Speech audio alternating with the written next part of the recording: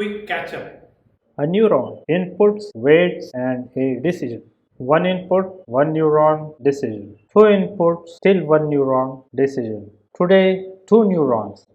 Same two inputs, two neurons, two different opinions. One neuron scores cat. Same two inputs, two separate scores. Whichever score is higher wins. That's it. This trick has a name, Argmax. Every pick the best answer, AI does this. Geometrically, it is just a line splitting the two zones. Same two inputs, two different opinions. Same two ports as before, same inputs unchanged, PA0, PA6, a new second LED, one pin per neuron's decision, two neurons, two lights, one shared brain, balanced right on the line, two weighted sums, same inputs, different weights, cat's opinion, dog's opinion.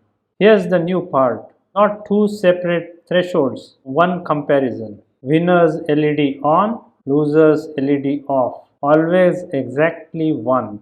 That's the whole difference from last time. Compiles clean, flashing. Nudge cat's input up, cat wins. Nudge dog's input past it, dog wins. Every time exactly one light. Never both, never neither. Doesn't matter how high, only the difference matters. That's a classifier.